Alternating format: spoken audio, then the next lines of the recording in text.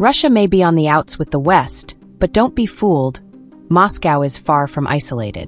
In fact, it's forging new alliances in unexpected places, like right here in West Africa. Countries that once relied on the West, particularly France, are now looking east to Russia. But why? A high-stakes satellite deal is at the heart of this geopolitical shift. How did these nations go from breaking ties with the West to embracing Russia's influence? And what does this game-changing partnership mean for the region's future? Buckle up, because this story could reshape the balance of power in Africa and beyond. For decades, countries in the Sahel, Mali, Niger, and Burkina Faso, were closely tied to their former colonial power, France. French military and financial support played a huge role in keeping these nations afloat, especially in their fight against growing terrorism. But in recent years, the relationship soured. As insurgent groups like Al-Qaeda and ISIS ramped up their attacks, many in the region started to view the Western response as slow and ineffective. Then came a wave of military coups. In a span of just a few years, military juntas seized power in all three nations. These new regimes didn't just change leadership, they changed alliances.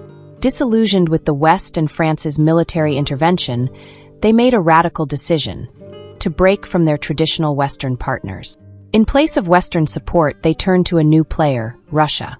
It was a move that surprised many, but for these nations, Moscow offered something different: quick action, military support, and a willingness to fill the void left by the West.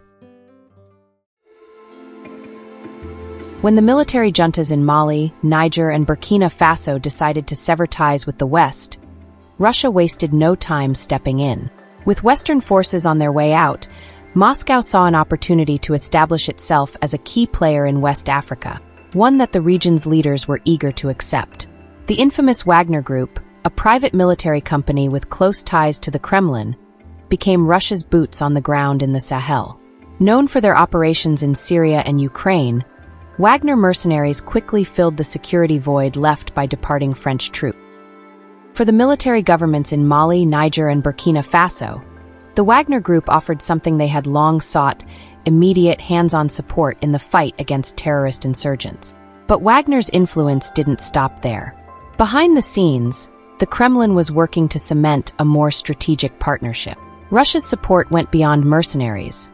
It included arms deals, military training, and now, major infrastructure projects like the satellite deal. This growing relationship allows Russia to extend its influence far beyond security. It's about reshaping the region's political and economic landscape. For Moscow, this is more than just another foreign engagement. It's part of a broader geopolitical strategy, one that stretches from the Sahel to the rest of the African continent. As Western influence fades, Russia is positioning itself as the new power broker in the region. Russia's involvement in West Africa took a significant leap forward with a groundbreaking satellite deal. Signed between Russia and the military governments of Mali, Niger, and Burkina Faso, this agreement signals a shift from military support to long-term strategic partnership. For these nations struggling to maintain security and economic stability, the deal represents more than just technology. It's a path to independence from Western influence. The deal, brokered by Russia's state space agency, Roscosmos, will see 2 satellites developed for the Sahel region. The first is a remote sensing satellite designed to track terrorist movements across borders. This will be a game-changer for countries like Mali, Niger, and Burkina Faso, where insurgent groups such as Boko Haram and ISIS affiliates have wreaked havoc, crossing porous borders and evading ground forces. The high-resolution satellite imagery will help these nations anticipate attacks and secure vulnerable areas. But the benefits of this satellite deal go beyond just security. A second satellite will be dedicated to communications, providing television, radio, internet, and mobile services to remote regions that have long been cut off from modern infrastructure. This will help foster development and connectivity, giving these countries the tools they need to modernize and support their populations. Through this deal, Russia isn't just offering short-term military aid, it's investing in the long-term future of the Sahel. It's a strategic move designed to build loyalty and strengthen its foothold in a region where Western influence has rapidly declined. The satellite deal between Russia and the Sahel states is more than just a high-tech project. It's a lifeline for countries battling on multiple fronts.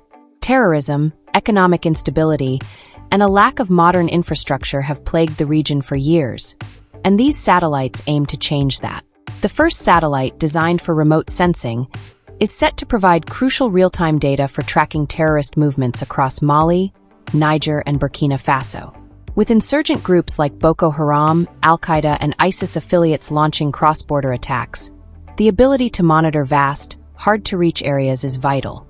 This satellite will help the Sahel Alliance detect and respond to threats faster, potentially preventing devastating terror attacks.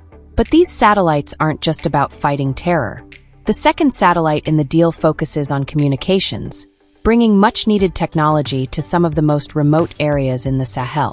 From improving internet and mobile phone access to providing radio and TV signals, this satellite will transform how people in rural communities stay connected. For nations where basic communication infrastructure is lacking, this could be a game-changer for development, education, and access to emergency services. Together, these satellites are designed to do more than just secure borders.